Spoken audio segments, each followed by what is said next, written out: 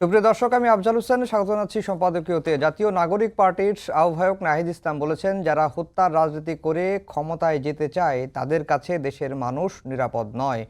মানুষ নিরাপদ কেবল 11 দলীয় জোটের কাছে। জামায়াতের আমির শফিকুর রহমানের ভাষ্য, ক্ষমতায় যাওয়ার আগেই যারা অপকর্মে জড়িয়েছে তাদের হাতে দেশ নিরাপদ নয়। পাল্টা জবাব বিএনপি মহাসচিব মির্জা ফখরুল ইসলাম আলমগীরের।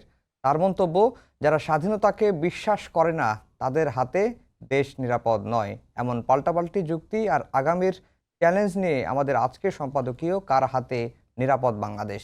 আর এসব নিয়ে কথা বলতে আমাদের স্টুডিওতে উপস্থিত আছেন মাসুদ কামাল, সিনিয়র সাংবাদিক, এবং গোলাম মামলা রনি, রাজনৈতিক বিশ্লেষক। দর্শক, আপনারা এই আলোচনায় অংশ নিতে পারেন, এজন্য আপনাদের ফোন করতে হবে টেলিভিশনে দেখার নম্বরে, এছাড়া ফেসবুকের মাধ্যমেও আপনাদের মন্তব্য পাঠাতে পারেন। আলোচনা শুরুতেই জানিয়ে দেব এখনকার প্রধান শিরোনাম। গণভোটে হ্যার পক্ষে ভোট দেওয়ার আহ্বান তারেক রহমানের। রংপুরে নির্বাচনী জনসভায় জুলাই শহীদের ত্যাগকে মূল্যায়নের প্রতিশ্রুতি। জিয়ারত করলেন শহীদ আবু সাইদের কবর। প্রতিশোধের রাজনীতি করে না জামায়াত ইসলামী। কুমিল্লায় নির্বাচনী জনসভায় বললেন ডাক্তার শফিকুর রহমান, ভোটদানে বাধা দিলে প্রতিহত করার আহ্বান।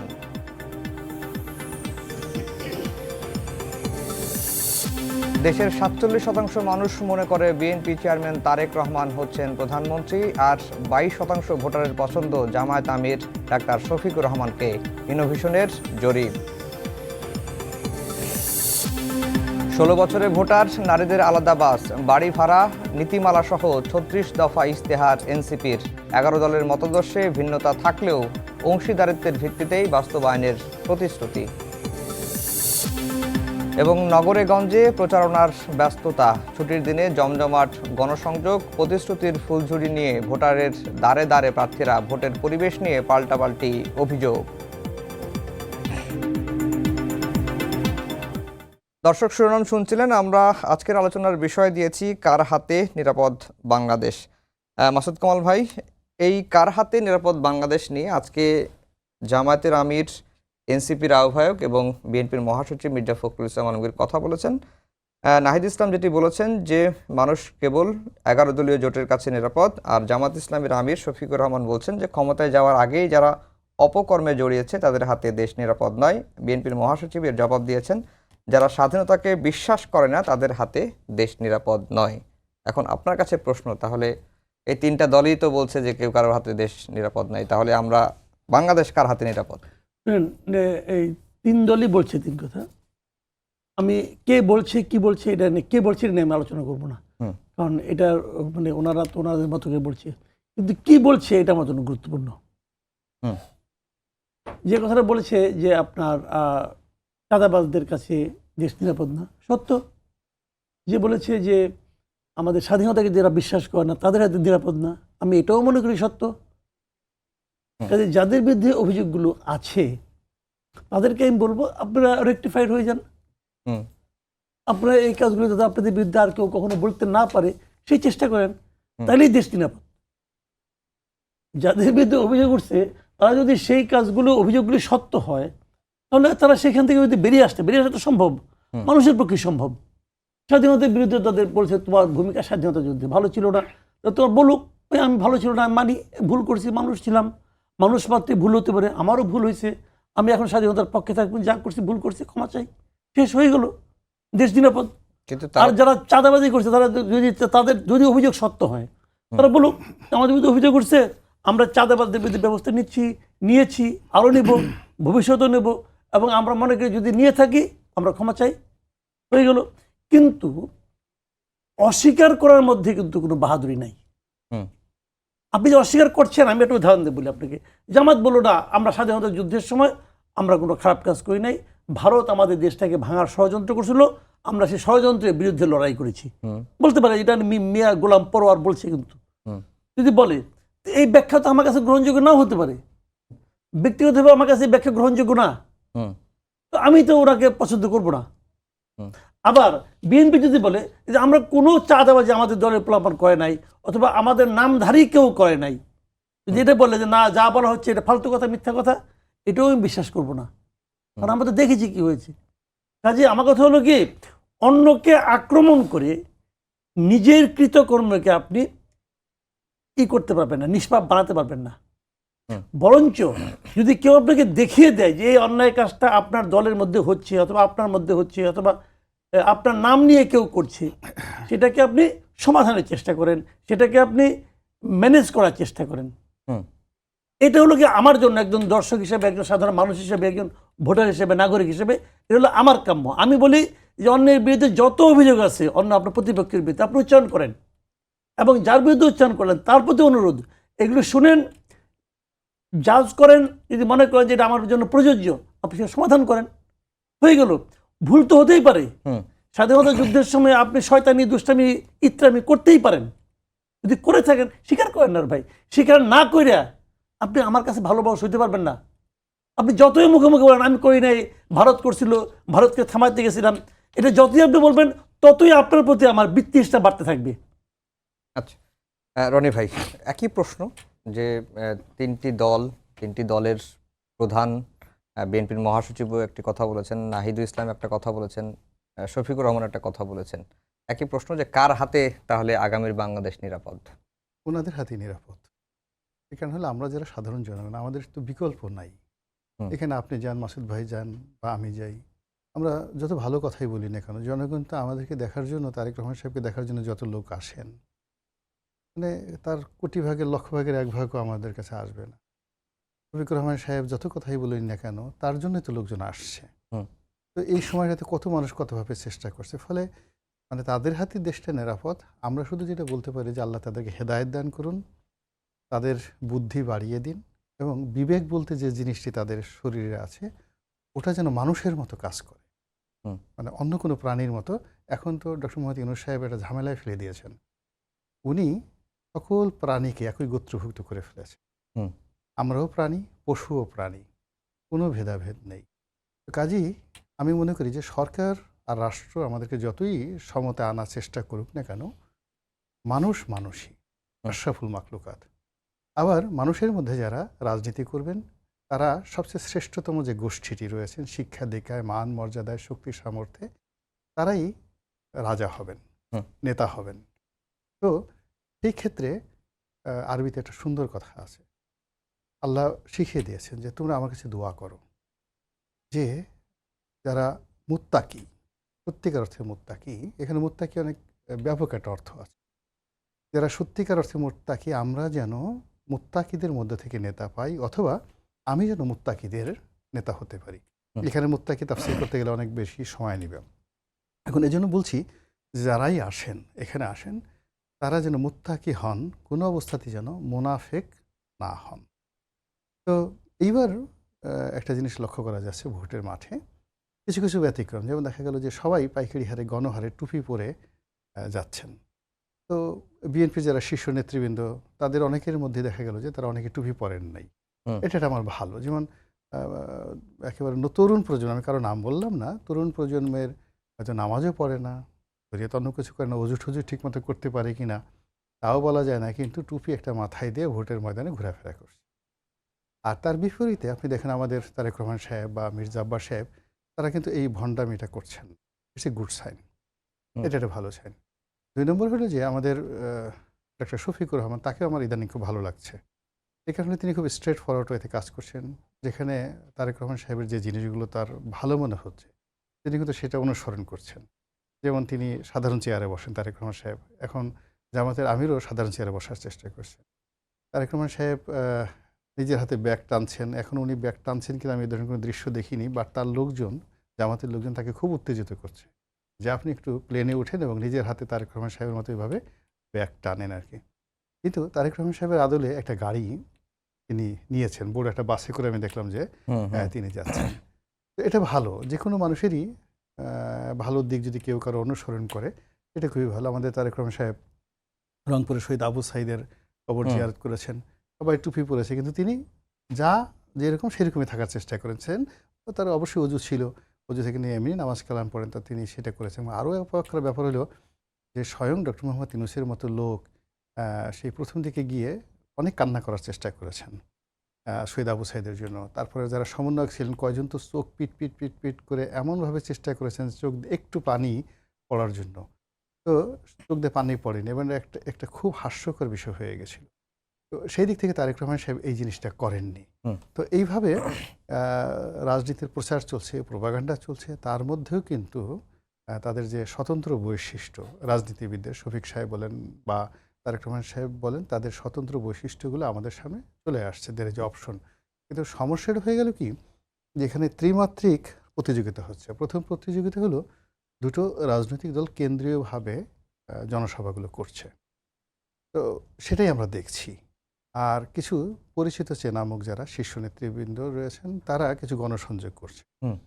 কিন্তু ইন অ্যাভারেজে ভোটের মাঠের যে উত্তাপ 10 দিন আগে যেভাবে হওয়া উচিত, সাধারণ মানুষের অংশগ্রহণ থেকে শুরু করে মাঠে ময়দানে যে তাপ এবং উত্তাপ, তারপরে যে আগ্রহ, উদ্দীপনা, ইন্টারেকশন, এটা আমরা যেভাবে দেখেছি ইতিপূর্বে, এমনকি আওয়ামী লীগ যে তিনটি বিতর্কিত নির্বাচন করেছে, সেই সময়টাতে যেটা দেখেছি সেটা এখন দেখতে পাচ্ছি না।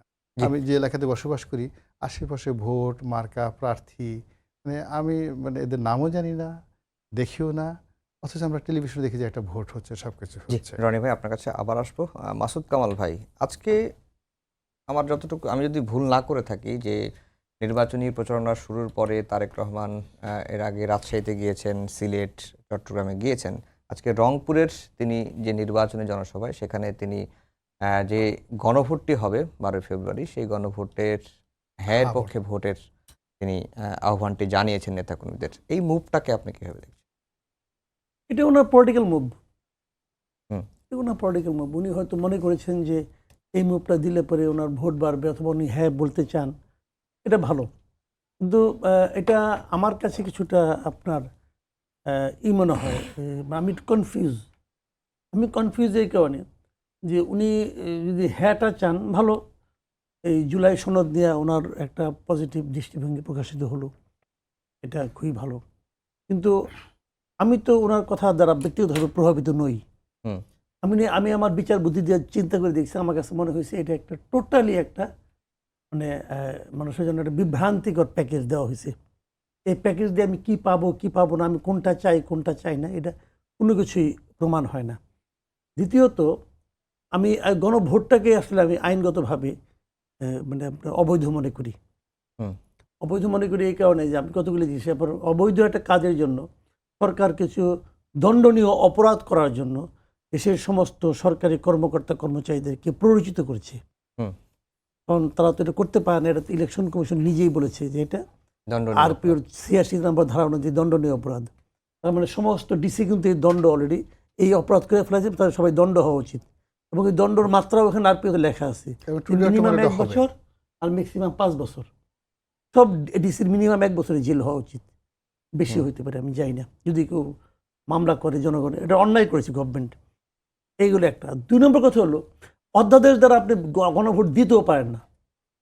অধ্যাদেশ হলো সেই জিনিস, যে অধ্যাদেশের আইনটা আপনি পড়ে দেখেন, ওখানে আপনার ওটা কতে লেখা আছে যে বিষয়গুলি সংসদ আইন প্রণয়ন করতে পারে, কেবল সেগুলি নিয়ে অধ্যাদেশ দেওয়া যায়। গণভোট তো আইন করতে হবে না, গণভোট তো করতে হলে সংবিধান সংশোধন করতে হবে। আমাদের তো একসময় সংবিধানে ছিল এটা, আপনি সংবিধান সংশোধন তো সিঙ্গেল মেজরিটিতে হবে না, সিম্পল মেজরিটিতে হবে না। সিম্পল মেজরিটিতে আপনি আইন প্রণয়ন করতে পারবেন, যেগুলো আইন প্রণয়ন করা যাবে কেবল সেগুলিই উনি অধ্যাদেশ করতে পারবেন। রাষ্ট্রপতি আদেশ দিলেও তো গণভোট আপনি চালু করতে পারেন না, টোটালি একটা বেআইনি কাজ করতেছে। আর গণভোটের ফরম্যাটটা ওইটা না। সারা দুনিয়া যেসব উদাহরণ দেয় ওগুলো কি, আগে সংসদ ঠিক করে যে আমরা এটা করতে চাই, তারপরে তারা ভাবে যে এটা আমরা করতে চাচ্ছি, এটা কি ঠিক হচ্ছে, তখন তারা জনগণের কাছে আবার পাঠায়। এটাই গণভোটের নিয়মিত রেগুলার যে ফরম্যাট। তা এটা হলো সংসদের কোনো খবর নাই, উনি আগে গণভোট করে সংসদের উপরে চাপাই দিবে এবং বলবে তুমি এটা বাস্তবায়ন করো।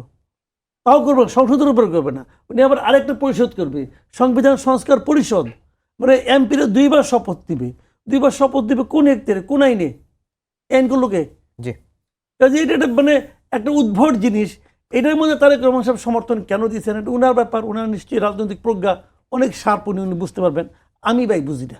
জি রনি ভাই, মাসুদ কামাল ভাই কনফিউজিং যে তারেক রহমান আসলে কেন গণভোটের পক্ষে ভোট দেওয়ার জন্য নেতাকর্মীদের আহ্বান জানেন, এটি একটি দিক। আর হচ্ছে যে নির্বাচন কমিশন এবং সরকার এই গণভোটের প্রচারণা নিয়ে মুখোমুখি অবস্থানে?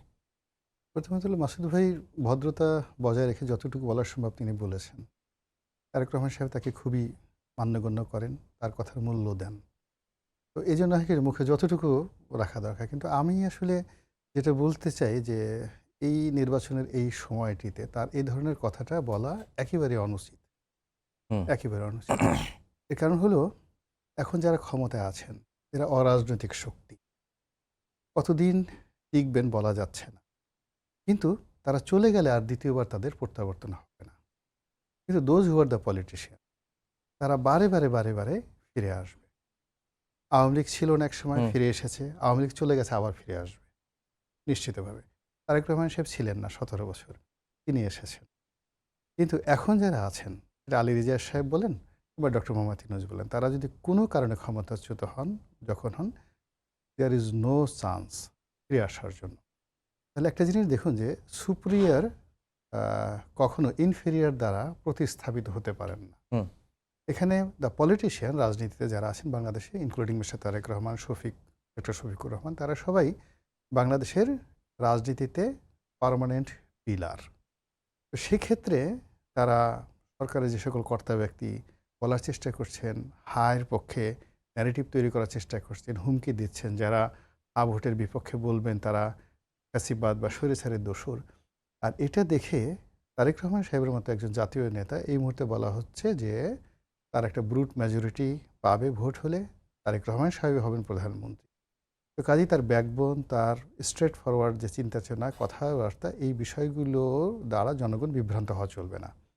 বাস্তবতা হলো তার দলের 100% ভোটার এবং প্রার্থী তারা মনে করছেন যে ভোট নাতে যাওয়া উচিত। তারা মনে করছেন যে এরকম আনা ভোটের কোনো বিধানই থাকা উচিত ছিল না, যেটা মাসুদ ভাই বললেন। এবং এখন যে নির্বাচনগুলো হচ্ছে সেই নির্বাচনে ত্রিমাত্রিক জটিলতা, একটি সাংবিধানিক সংসদ, যেটাকে বলা হয় কনস্টিটিউশনাল অ্যাসেম্বলি, এইটার কথা বলা হচ্ছে। জনগণ এখন পর্যন্ত ভোটের ময়দানে এই পুরো জিনিসটা তারা জানেই না, বুঝি না। যারা ভোট দিবেন, যাদেরকে ভোট দিবেন, তারা ধরে নিয়েছেন যে এরা কেবলই মাত্র অতীতের সংসদ সদস্যের মতো নির্বাচিত হয়ে তাদের আশা আকাঙ্ক্ষা পূর্ণ করবেন, এলাকার উন্নয়ন করবেন। কিন্তু তাদেরকে যে 6 মাস বসে এই সংবিধান রচনা, সংশোধন, পরিমার্জন, পরিবর্তন এটা করতে হবে, যারা ভোটার তারা তো সেটা জানছেন না। ফলে কি হলো, ভোটারের সঙ্গে যারা ভোট দিচ্ছেন তারা এবং যারা ভোট চাচ্ছেন তারা এবং যারা আয়োজন করছেন, একটা বিরাট গ্যাপ তৈরি হয়েছে। এই ধরনের ফাঁকিবাজি, এই ধরনের ভেলকিবাজি রাজনীতিতে এটা হয় না। রাজনীতিগুলো হজম করতে পারে না কোনো অবস্থায়। রাজনীতি মানে ভেরি স্ট্রেট করতে যাবেন, 2 নম্বরই করতে যাবেন, ঘুরিয়ে পিছিয়ে কথা বলতে যাবেন, আপনি অপমানিত হবেন, লাঞ্ছিত হবেন এবং পতনের দ্বার প্রান্তে চলে যাবেন। Very straight forward. এখানে জনাব তারেক রহমান সাহেব নির্বাচনের এই মুহূর্তে তার এই বিষয়টি, হানা ভোটের বিষয়টি তার স্কেপ করে যাওয়া উচিত ছিল, পাতে গেলে ভালো করতেন। আর যদি তার বলা প্রয়োজন মনে করতো, তিনি বলতেন যে আপনাদের যেটা বিবেচনা প্রসূত মনে হয়, তাহলে যেটা ভালো হয়, হার পক্ষে হলে হা দিবেন, নার পক্ষে হলে না দেবেন, কিন্তু আপনারা অংশগ্রহণ করবেন। সরকার যেহেতু এটা চাচ্ছে, এখন মোস্ট জাস্টিফাইড হতো। আর ওনার জায়গায় যদি আমি হতাম, আমি ডাইরেক্ট বলতাম যে আমি ব্যক্তিগতভাবে না ভোট দেব। জি, আজকে ইনোভেশন কনসাল্টিং এর যে জরিপটা এরই মধ্যে আপনি দেখেছেন যে সেখানে তারেক রহমানকে প্রধানমন্ত্রী হিসেবে, তারেক রহমানই আগামী প্রধানমন্ত্রী হচ্ছেন 47% মানুষ মনে করেন, আর একটা শফিকুর রহমানের পক্ষে মতামত এসেছে 22.5%। এটা কি বিশ্বাসযোগ্য কোনো কিছু মনে হচ্ছে? মানে এখানে হয় কি, বিশ্বাসযোগ্য তো আপনার আমার দরকার নেই, যারা করছেন তাদের কাছে বিশ্বাসযোগ্য হলেই হলো। এখানে গত 17 মাস ধরে অনেকগুলো, যাদেরকে আমাদের যে সাবেক পররাষ্ট্রমন্ত্রী দালাল এবং ফড়িয়া হিসেবে বলেছেন, যে আমাদের এই সমাজে অদ্ভুত অদ্ভুত দালাল এবং ফড়িয়া গত 17 মাসে তৈরি হয়েছে। মানব পাচার, মন্ত্রীর পাচার, রাজনীতি পাচার, এমপি পাচার থেকে শুরু করে পাচারের ক্ষেত্রে যেটা দালাল ফড়িয়া চক্র তৈরি হয়েছে, এটা আমাদের এই বাংলাদেশে এত হাই লেভেলের ছিল না, যে একটা পররাষ্ট্রমন্ত্রীকে, একটা মন্ত্রীকে এয়ারপোর্ট দিয়ে বা অন্য একটা জায়গা দিয়ে গ্রিন চ্যানেলে তাকে পাচার করা যায় শত শত কোটি টাকার বিনিময়ে। এই জিনিসটা ছিল না। তদ্রূপ এই নির্বাচনের আগে কখনো তারেক রহমান সাহেবকে গাছে তুলে একেবারে বিরাট একটা জরিপ করা হলো, তিনিই প্রধানমন্ত্রী। আবার 2 দিন পরে দেখা গেল আরও একটা, যাকে মানে জরিপ তৈরি করা হলো, যেখানে ডাক্তার শফিকুর রহমানকে বলা হলো যে একেবারে তিনি 19-20 তারেক রহমান সাথে 19-20 এই অবস্থার মধ্যে আছেন, একটু ধাক্কা দিলেই তিনি প্রধানমন্ত্রী হতে। আমাদের এই সময়টার মধ্যে দেখা গেল যে রাজনীতিবিদদের মধ্যে বিদেশি গণমাধ্যম, বড় বড় গণমাধ্যম সেখানে সাক্ষাৎকার দেওয়ার জন্য তারা যেভাবে ছুটোছুটি করছে এবং যেটাকে মনে করছে যে বিদেশে একটা গণমাধ্যমে সাক্ষাৎকার দিতে পারলেই তারা যে ইংরেজিতে কথা বলতে পারেন, তারা যে বিদেশিদের সঙ্গে স্টাইল করে ভালো পোশাক আশাক করে তাদেরকে ইমপ্রেস করে বিশ্বের নাম করা পত্রিকায় মানে তারা প্রচ্ছদে মানে মডেল হতে পারেন, এই যে একটা ইঁদুর দৌড়ের প্রতিযোগিতা, এটা অতিপূর্বে কখনো ছিল না।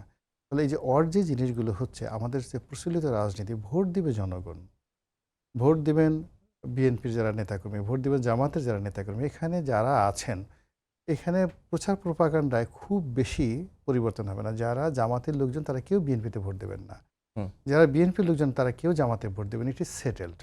বাকি যে জিনিসগুলো আছে সেটা হলো ম্যাটিকুলাস ডিজাইনে, ওই যে জিনিসগুলো বলা হচ্ছে যে 15 লক্ষ বা 20 লক্ষ ভোট ঢাকা শহরে আনা হয়েছে, 20 লক্ষ ভোট, তারপর শেষে ম্যাটিকুলাস ডিজাইনে কাউকে জিতিয়ে দেওয়ার চেষ্টা করা হচ্ছে, প্রবাসী ভোটদেরকে নিয়ে কারসাজি হচ্ছে, ব্যালট পেপারগুলো ছাপা হয়েছে, বোরকা বানানো হয়েছে 2 কোটি, ওটার ভিতর দিয়ে 3-5 জন 6 জন করে এক একজনের পকেটে করে জাল ভোট নিয়ে ভিতরে নিয়ে ঢুকিয়ে দিবে, এই যে গুজবগুলো ছড়িয়ে পড়েছে, এইগুলোর ব্যাপারে কার্যকর জনসচেতনতা তৈরি এবং কার্যকর ব্যবস্থা গ্রহণ করলেই কেবলই মাত্র জনগণ যেটা দিতে চায় তারাই দিবে। আর আরেকটা বিষয় রনি ভাই, আপনার কাছে আবার আসবো। মাসুদ কামাল ভাই, এই যে রনি ভাই শেষের যেই কথাগুলো বললেন যে 15 লাখ থেকে 20 লাখ ভোটার বাংলাদেশ ঢাকা শহরে ট্রান্সফার করা হয়েছে, এই ধরনের আমরা পত্রপত্রিকায় দেখি, এটির কি আসলে বাস্তবতা আছে?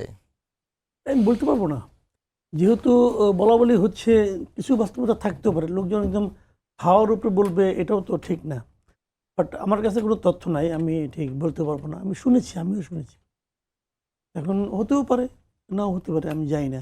তবে এটা জামাতের এই ধরনের প্র্যাকটিস আগেও ছিল। নিজামী সাহেব যখন ইলেকশন করছেন তখনও শুনেছিলাম যে এরকমভাবে মানে ব্যাপার স্যাপার নাকি হয়, ওনাদের কেন্দ্রীয় নেতাদের পাশ করানোর জন্য পুরো দেশেরই একটা উদ্যোগ থাকে। এটা আসলে সাংবাদিকদের কাজ, সাংবাদিকদের ইচ্ছে করলে কিন্তু ইলেকশন কমিশনে যোগাযোগ করে এটা জেনে নিতে পারেন, আপনারাও পারেন, যোগাযোগ করতে পারেন। আমার মনে হয় এটা একটা ভালো আইটেম হবে। আর এই যে জরিপটা আজকে প্রকাশিত হলো, 47% মানুষ তারেক রহমানকে প্রধানমন্ত্রী হিসেবে মনে করছেন, আগামীর প্রধানমন্ত্রী হিসেবে মনে করছেন, আর 22.5% ডক্টর শফিকুর রহমানের পক্ষে। এটাকে আপনি কিভাবে দেখছেন? দেখেন, একদম পার্সেন্টেজের হিসাবগুলো এটা তো আসলে বলা কঠিন। তবে একটা জিনিস হলো কি, জরিপের ব্যাপারটা আমি বলি। জরিপের ব্যাপারটা হলো কি, এটা বাংলাদেশে ডিপেন্ড করে কোন প্ল্যাটফর্ম জরিপটা করছে তার উপর। ধরেন কিছুদিন আগেও আমরা একটা জরিপ দেখলাম, বিদেশে কিন্তু খুব জরিপ হয় বিদেশে, এবং আমি দেখেছি বিদেশে যে জরিপগুলি হয়, ইন্ডিয়াতে হয় অথবা ওয়েস্টার্ন ওয়ার্ল্ডে হয়, এই জরিপগুলির ক্ষেত্রে না একটার সঙ্গে আরেকটার ডিফারেন্স খুব বেশি হয় না, অল্প, এই 1-2 পয়েন্টে এদিক সেদিক হয় আর কি। এখন ওদের জরিপ করে একটা পদ্ধতি আছে, আমাদেরও একটা আলাদা পদ্ধতি আছে। আমাদের এখানে যারা জরিপ করেন এরা কি পদ্ধতিতে করেছেন, ইনোভেশনের আগে যেটা করেছিলেন ওটা ওভার টেলিফোনে করেছিলেন। আবার এইবার তারা কি, আমি নিউজটা দেখি না, এইবার তারা কীভাবে করছেন আমি জানি না।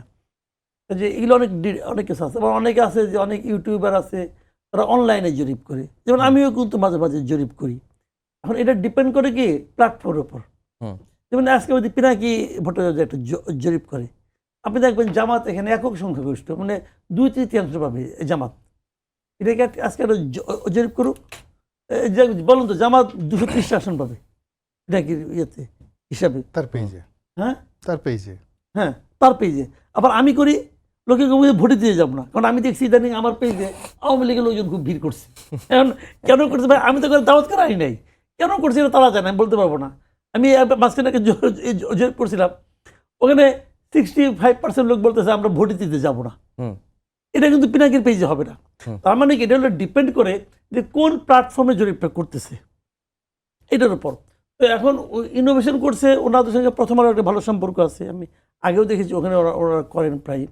এদের জরিপটা আমার কাছে মোটামুটি ভালোই মনে হয়, মানে তুলনামূলক। আমি যদি অন্যগুলোর সঙ্গে তুলনা করি, এই যে মাঝখানে একটা করেছিল কে যেন, ওদের সঙ্গে অথবা পিনাকির সঙ্গে অথবা আমার সঙ্গে তুলনা করলে আমার কাছে মনে হয় যে ওদেরটা ভালো, ওদেরটা আমার কাছে অধিকতর গ্রহণযোগ্য মনে হয়। জি রনি ভাই, আপনি বলছিলেন যে বিএনপির যারা সমর্থক তারা বিএনপিকেই ভোট দিবে, জামাতের যারা সমর্থক তারা জামাতকেই ভোট দিবে, আর আওয়ামী লীগের যারা সমর্থক তারা আসলে কোন দিকে যাবে। এই জরিপে এই বিষয়টি উঠে এসেছে যে আওয়ামী লীগ সমর্থকরা বিএনপির দিকেই ঘুরছে। 32.9% আওয়ামী লীগের সমর্থকরা তারা মনে করেন বিএনপির পক্ষে, আর 13.2% জামায়াতের পক্ষে, 41.3% তারা আসলে সিদ্ধান্তহীন। এখানে যারা জরিপ করেছেন সম্ভবত তাদের তথ্যে ভুল থাকতে পারে, অথবা তারা লোক সিলেকশন করতে গিয়ে আওয়ামী লীগের লোক হিসেবে যাদেরকে এনেছেন তারা আওয়ামী লীগ করেন না। তৃতীয়ত যেটা সম্ভাবনা হতে পারে সেটা হলো আওয়ামী লীগের যারা লোকজন আছেন তারা ভয়ে এই কথাবার্তাগুলো বলতে থাকতে পারে। ইন জেনারেল হলো যে টিল নাও, আজকের দিন পর্যন্ত স্বয়ং শেখ হাসিনা জানেন না যে আওয়ামী লীগের ভোট আসলে কোন জায়গাতে, কোন সিটে, কোন পর্যায়ে করবেন। এক। দুই নম্বর হলো যেখানে বিএনপির একক মেজরিটি রয়েছে 35%, তো সেখানে 35% লোক তারেক রহমান সাহেবকে প্রধানমন্ত্রী হিসেবে চাইতে পারে। এবং সেখানে বিএনপির বিদ্রোহী প্রার্থী এবং অনেক লোক বিএনপির মধ্যে ইন্টারনাল ক্লাশের কারণে তারেক রহমান সাহেবের প্রতি বিরক্ত।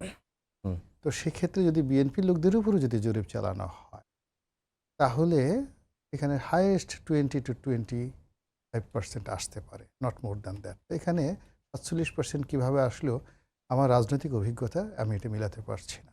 এই কারণে বিএনপির একটা বিরাট অংশ তারা আগে তারা হয়তো 5100 কত জনের জানে না, যারাই করুক না কেন, আপনি এখানে নর্মাল সূত্র হলো আওয়ামী লীগের একটা লোকও মরে যাবে, ও বলবে যে আমার উপর বজ্রপাত হোক, ফাটা পড়ুক, আমি যতদিন জীবিত আছি আমার চোখ দুটো উঠে নিয়ে যাক, আমি তারেক রহমান সাহেবকে চোখে প্রধানমন্ত্রীর চেয়ারে দেখতে চাই না। এগুলো আমাদের দেশের আওয়ামী লীগ বিএনপির দ্বন্দ্বের সংজ্ঞা। তারা কবরে মরে যাবে বলে যদি আমি মরে যাব জাহান্নামে যাবে, কিন্তু আমাদের এক কবরে দাফন করা চলবে না। এই বিরোধ জামাতের ক্ষেত্রে বিএনপির সাথে যে সম্পর্কটা এটা এখন আরও দাগমূলে হয়ে গেছে। বলে আপনি 5000 লোকের মধ্যে যদি কোনো জামাতের লোকের কাছে জিজ্ঞাসা করেন, সে মরে গেলেও বলবেন আমি তারেক রহমান সাহেবকে পছন্দ করি, আর আওয়ামী লীগের লোকজন করবে না। তাহলে ওই যে বললাম যে বিএনপির ভোটই বিএনপিকে, অর্থাৎ তারেক রহমান সাহেবের যে ভোট 35%, তারাই তাকে প্রধানমন্ত্রী হিসেবে চাইবেন, জেনারেল পাবলিক একজনও চাইবেন না।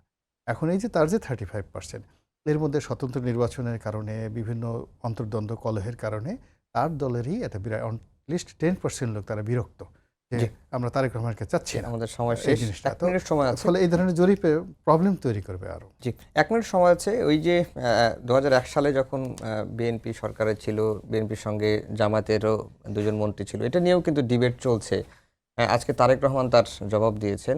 এর আগে যখন ডক্টর শফিকুর রহমান বলছিলেন যে অন্তত 3টা মন্ত্রণালয় বাঁচানোর জন্য হলেও তাদের দলের যে যারা মন্ত্রী হয়েছিলেন তারা সরে আসেননি। আজকে তারেক রহমান বলেছেন যদি তারা বিএনপি ভালো মানুষের মন্ত্রিসভা গঠন করেছে দেখেই জামাতের লোকজন যেহেতু ভালো, সেই কারণে তারা সরে আসেনি। এখানে হলো কি, এইটাও কিন্তু দেখেন, আমি বলি আপনাকে, এই পলিটিক্যাল পার্টিগুলি নিয়ে অতীত নিয়ে, এই ধরনের অতীত নিয়ে এত আলোচনা করার দরকার আমি মনে করি না। এগুলিতে পাবলিক খুশি হয় না। খুশি হয় না এই কারণে ভাই, ওই সরকারের যত কৃতকর্ম, ওই সরকারের যত মন্ত্রী আসলেন সবাইকে কম বেশি যার যার আনুপাতিক হারে নিতে হবে।